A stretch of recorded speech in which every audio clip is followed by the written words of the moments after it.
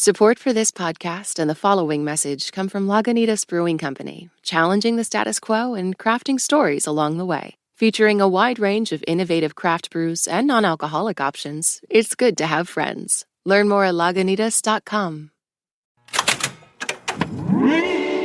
Hello, hello. I'm Brittany Luse, and you're listening to It's Been a Minute from NPR, a show about what's going on in culture and why it doesn't happen by accident.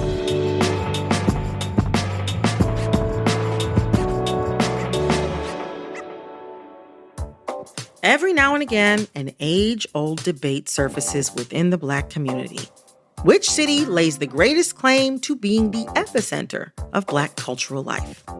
Some say it's Atlanta, with its legacy of civil rights organizing. The leadership of Atlanta must be commended for the great strides that we've made in this community over the last... Some say it's the jewel of my home state, Detroit, the birthplace of Motown.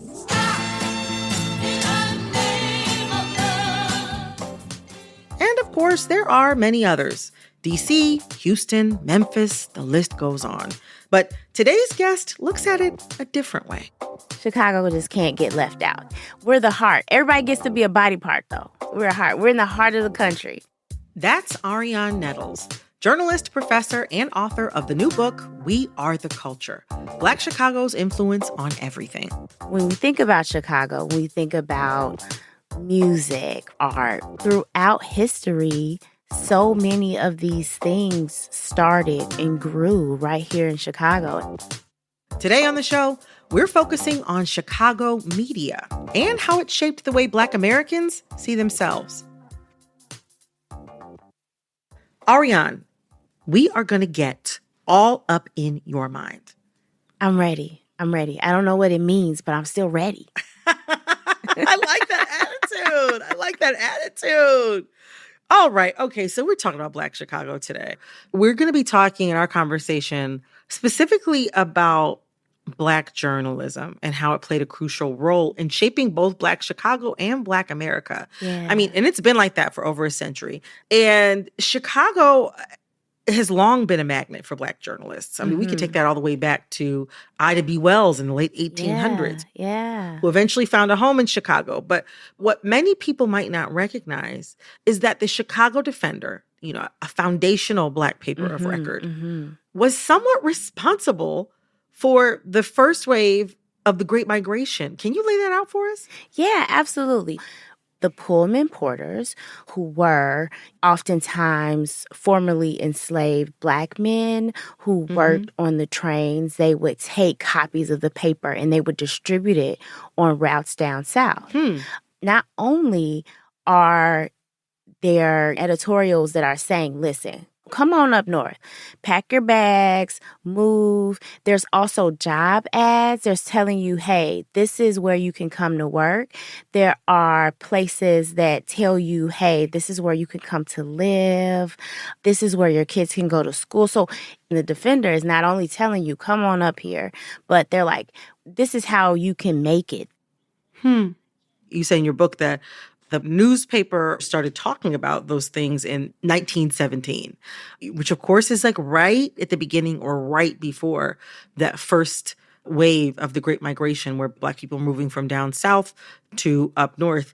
And it was so interesting to me that the paper would print these headlines like Northbound, Hear Their Cry, and Goodbye Dixieland. I mean, it was really telling Black people to a certain degree that they could have a better life away from Jim Crow South if they moved up to Chicago. And at least a few Black people, listen, according to your book, before the Great Migration, Black people took up 2% of Chicago's population. And after, Black Chicagoans accounted for 1/3 of the population. That's a big shift. Yeah. My grandma, when she moved up here in the 40s, she was still picking cotton before she moved up here, right? So imagine going from a time where you're like, well, this is the only way that we know how to make money, to the opportunity to do something new, to try something new that can feel solid. Just thinking about how Black Chicago may perhaps not exist in the same way were it not for the Black press was so interesting to me. That also comes through in the way the Black press in Chicago reported on its own community. Like in looking at some of the early Black Chicago newspapers, like The Defender, you really see the necessity of having a nationwide journalistic voice that can go out and report on Jim Crow America. You know, the Defender also offered critical reporting on Chicago's race riot of 1919. Well, first of all, if you could lay out quickly what the race riot of 1919 was, and why was the Defender's reporting so important? Yeah. Like what was happening in other places during this red summer of 1919, Chicago also experienced violence. It started when a group of Black kids were swimming in a segregated beach. Yeah, you said it was like an imaginary line on this beach that was meant to separate white people and Black people. Yeah. So how do you hold the line in the water? Exactly. How you hold the line in the water, right? So it was said that the kids accidentally went over this imaginary line into the white side. What we do know is that a young Black boy named Eugene was hit in the head with a rock and he drowned. In firsthand accounts, they said the police really were not trying to help the Black kids. It just became this thing that turned into days of unrest. What were the differences between the reporting that you saw coming out of The Defender during that time versus the reporting in mainstream newspapers? You know, if you go to the mainstream papers, even the, I guess, quote unquote, nicest articles will say, well, you know what? Of course the Negroes would get this way because it's not their fault that we have this Negro problem, right? But it was kind of this idea that it's Black people's fault that you're a problem to the society. And those were the nicest articles talking about it. Then you go over to The Defender, and you get to experience a lot of the anger of how people were actually feeling that week. But it just is always a reminder that when in these times of violence, who's going to be our voice? And of course, I know we have people doing it today, but like the reminder that we still need voices and perspectives. I think about, us being, journalists, reading that portion of your book really illustrated what our archives of that moment could have looked like if we didn't have a paper like The Defender to be able to get those perspectives across. I want to jump forward a little bit in history. We can't talk about Black journalism, Black media in Chicago without talking about this organization. One institution that really cemented Chicago's role as a major hub for Black media in the middle of the 20th century was Johnson Publishing Company, which was started by John H. Johnson. At the time, I attended Howard University. Oh, yeah. Our School of Communications was named after him. Hey. Now, if you don't recognize that name, right, you would recognize the magazines under it. We've got Jet, Ebony. So many of the publications at Johnson Publishing Company defined how Black Americans saw themselves and also, to a certain degree, created the record of Black culture. How crucial was Chicago to the founding of Johnson Publishing Company? Yes. And I think that this is a place where I truly do believe that location matters. I also often think about its connection to advertising. If you're thinking about Vogue, for example, you're like, well, it would have to be based in New York where fashion is, right? Well, in Chicago is where you had all these major Black advertising companies. Geographically, Chicago was like a really helpful place. And thinking about visually what Johnson Publishing Company represented, like it really did try to represent modern Blackness, right? The description that you provided in the book about one of the offices at Jet having wall-to-wall leopard print carpeting, which is my dream for myself. That's my dream for me. And I was like, oh, you can do that in an office? Exactly. This is just their place of work. I also want to talk about just like the hustle that Chicago people have. What were some of the methods and strategies that John H. Johnson used in the early days of Johnson Publishing Company to be able to get his company on the ground? Yes, that is really a great question, because if this is not Chicago hustle, I don't know what it is. So the first thing is that he used his mom's furniture to get the money. I don't know if he convinced her or if he just did it and just said, Mom, I promise this will pay off, right? Second of all, he would have his friends go around to different newsstands and say, hey, do you carry this? So his first publication was something called Negro Digest, and it was kind of like this Black version of Reader's Digest. And so he would have them go and say, hey, do you carry Negro Digest? Right? And so, the people at the newsstands are like, no, I don't. Like, should I? Like, people keep coming up and saying, do I carry Negro Digest? What is this Negro Digest? Let me get it on the stands. He also was working at a insurance company, and he used their list to, like, get his subscribers up. I don't know if that was legal. I don't know if you could do that. I don't know, but he hustled. It worked. So he did all these things, and he made himself successful. And his wife, Eunice, also did something very similar much later. Even after they were already famous, they never lost that hustle. So even Eunice Johnson, she started this Ebony Fashion Fair, like a show, like a modeling show, just a big fashion show. But that actually led to what we know as fashion fair makeup. Yes. One of the first and biggest makeup lines for Black women. They launched it in 1973. Yeah. So Eunice noticed that the models were mixing up their own shades. So they would use eyeshadows and other stuff to try to make the makeup dark enough for them, right? So they got to be chemists and models, right? That's how she decided to make fashion fair cosmetics. And it became one of the first Black lines to really be in these major department stores. And we know, looking back to the 70s, 80s, there was no internet. So it was really important to be in a department store, to be able to get that line into these really fancy department stores was a really big deal. I remember going with my mom to our local department stores, and we would go to the makeup counters, and they would have the fashion fair. And I remember seeing the pink compacts and the pink tubes of lipstick. Now, to continue talking on the note of Black owned, that makes me think of one particular very Chicago Black media figure. I think you might be able to guess who I'm talking about. I am now. I am guessing that you are talking about the Oprah Winfrey. The Oprah Winfrey. Exactly. We could go on and on about all of the things that people know about, Oprah the icon and about her show. But I want to ask you about her decision to set up her Harpo Studios in Chicago. Why was that such a big deal? Yeah.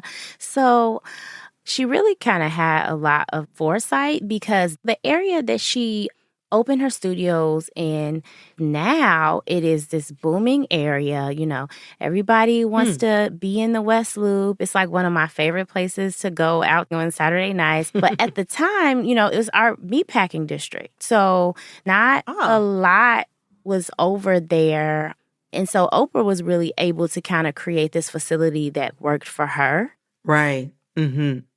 By the late 1990s, The Oprah Show had 20 million regular viewers, $150 million in annual revenue, and about 200 employees. I mean, that's a big company to be based in Chicago and making media like that. We're discussing this rich history of Black media and Black journalism in Chicago. But looking at the present, it's looking a little shakier. Many of the publications that you celebrate in your book are shuttered or digital only these days. I mean, and there's been something of an exodus when it comes to Black Chicagoans. 85,000 Black residents left Chicago between 2010 and 2020. I mean, one reason could be because, lots of affordable housing has been demolished or converted. I don't know. Where does all of this leave Black culture? Yeah. Well, I'm still extremely hopeful because I think that now we just live in a different and more digital world. So the people, for example, who leave Chicago, I don't think they ever truly leave. And even the way that I view the Black press, so many of the places that I see doing a lot of great work, they have virtual newsrooms. So in Chicago, we do have a place that I love called The Tribe, and they do a lot of so much important local work here. I see so many extremely smart Black journalists like trying to create a new Black press, and I think that that's worth loving on and supporting and like paying some dollars to, and because I think it's gonna look different. I'm so sad that I'll never get to see that wall-to-wall leopard print carpet, but we just might have to start us up our own thing and put a little leopard print carpet in there.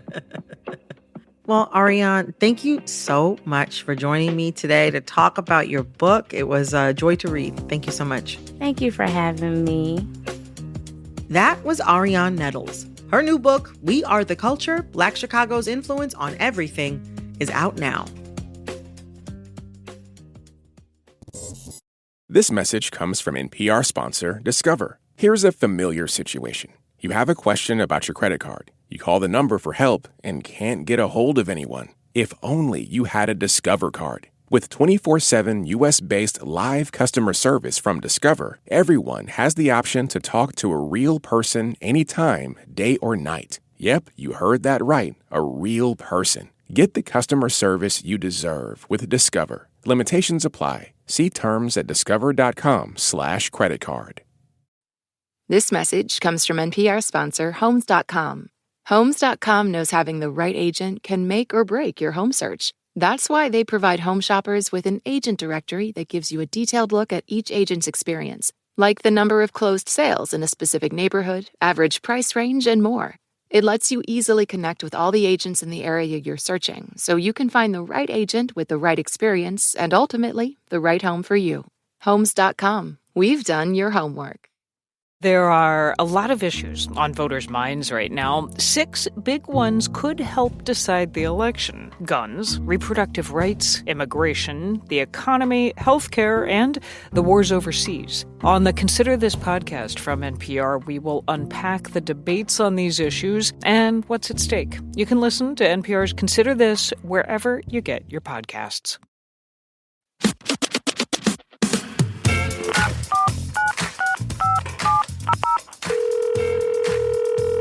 Hey, Brittany. Hey, Brittany. Hey, Brittany.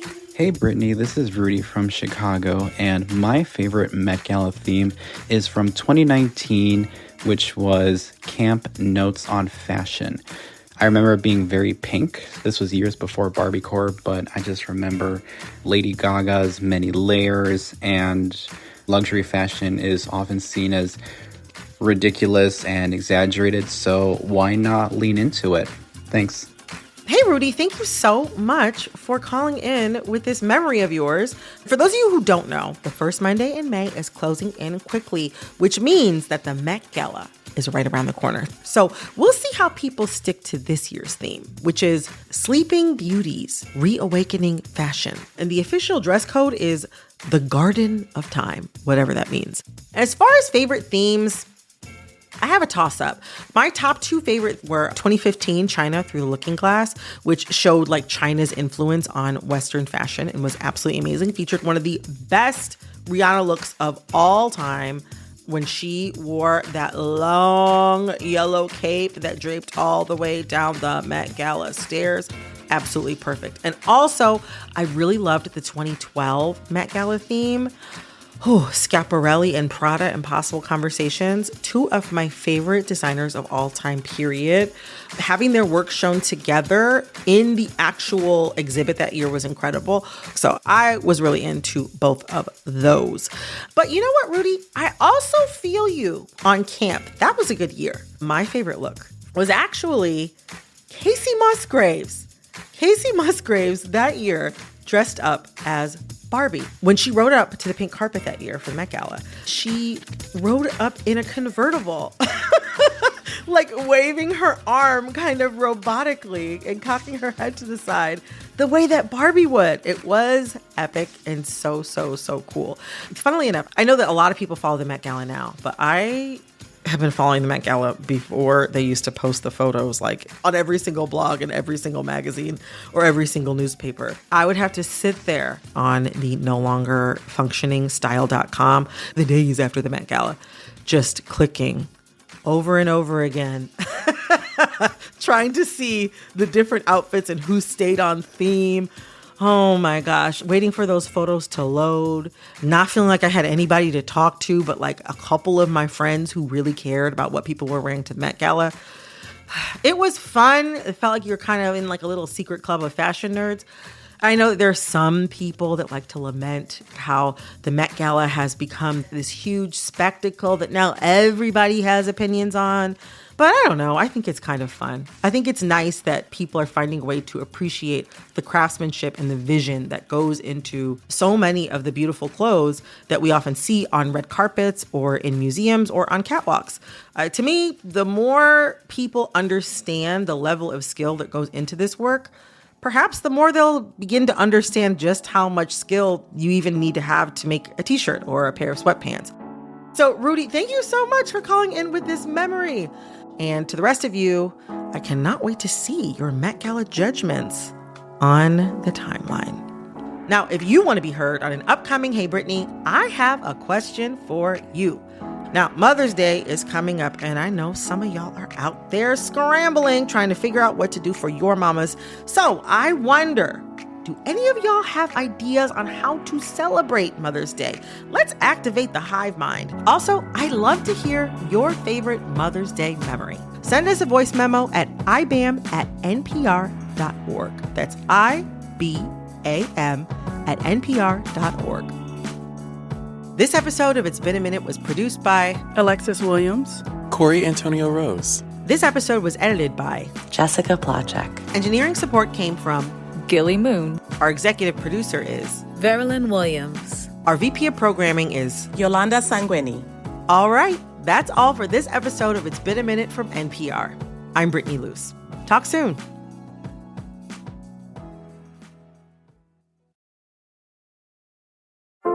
Every time you drive your car, have a package delivered, or get on a plane, you're polluting the climate. But it doesn't have to be that way. Nature is powerful. Why don't we use it to our advantage? Meet the people working on cleaner ways to get around on Here and Now Anytime from NPR and WBUR. Transportation Climate Solutions on Here and Now Anytime, wherever you listen to podcasts. The Indicator from Planet Money is a daily podcast that helps you make sense of what's happening in the economy. And video games are a growing slice of that economy, with billions of people around the world identifying as gamers. That's why we're dedicating a week-long series to the growing business of video games. Listen to the Indicator from Planet Money podcast on NPR. If you've never donated to the NPR network before, that's okay. Public radio is available to everyone for free. But we do rely on listener support from those who are able to give. So join the community of supporters for Public Media Giving Days, coming up on May 1st and 2nd.